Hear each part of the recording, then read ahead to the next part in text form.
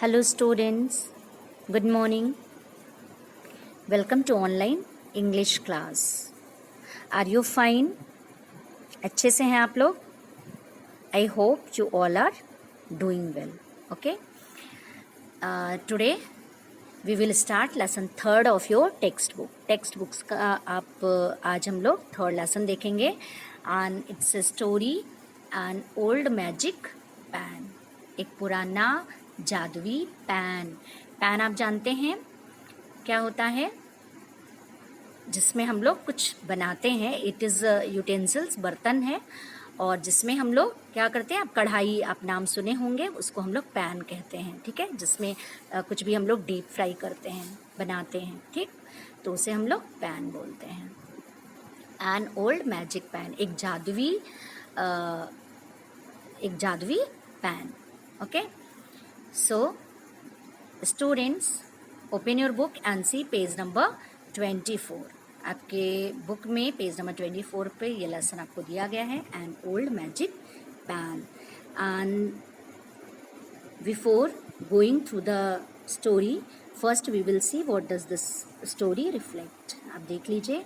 Identify and name these kitchen utensils, find out what they are used for. आप देखिए यहाँ पर कुछ आपको पिक्चर दिख रहा है, जो क्या है, किचन यूटेंसिल्स है. किचन में इस्तेमाल किए जाने वाले बर्तन हैं. ठीक है, और आपको यहाँ पर ब्रैकेट में इसमें कुछ वर्ड्स आपको दिए गए हैं, मीन्स इनका नाम दिया गया है, और आपको यहाँ पर बताना है कि कौन सा यूटेंसिल क्या, उसका क्या नाम है. ठीक है, तो लेट्स स्टार्ट. देख लीजिए, फर्स्ट में आपका यहाँ पर ये क्या है, इट्स अ फ्राइंग पैन. ये बहुत ही ज़्यादा डीप शैलो नहीं होता है. ठीक है, तो इसमें हम कुछ चीज़ें, जैसे हम लोग को फ्राई करना है तो वो हम लोग कर सकते हैं. अगर डीप फ्राई करना है तो उसके लिए हम लोग पैन का यूज़ करते हैं. ये फ्राइंग पैन है कुछ भी फ्राई करने के लिए. ये आपका सेकेंड वन, ये क्या है, ये लैडल है, कलछुल है, सबके घरों में होता है. ओके, इट्स अ पैन, ये आपकी कढ़ाई है, and it's a spoon. Okay, तो आप लोग इसे अपनी बुक में फिलअप कर लीजिएगा. Okay, and see, let's start this story. चलिए हम लोग शुरू करते हैं. Once there was a boy named Bibhu who lived with his father in a village. ये एक समय की बात है जब एक लड़का जिसका नाम विभू था, वो अपने पिता के साथ एक गांव में रहता था. ठीक, ही वॉज 5 years ओल्ड, वो 5 साल का बच्चा था. And was very kind hearted, और वो बहुत ही दयालु हृदय का था.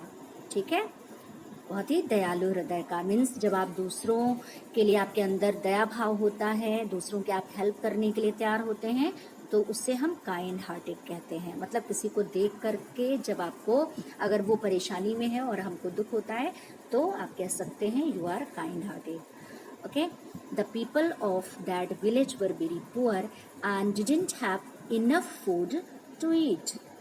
The people of that village, people means लोग, यानी उस गांव में रहने वाले लोग कैसे थे, बहुत ही ज़्यादा गरीब थे. Very poor and didn't have enough food to eat, और उनके पास पर्याप्त भोजन नहीं होता था जो वो खा सके. मतलब उनको खाने के लिए पर्याप्त भोजन नहीं मिलता था.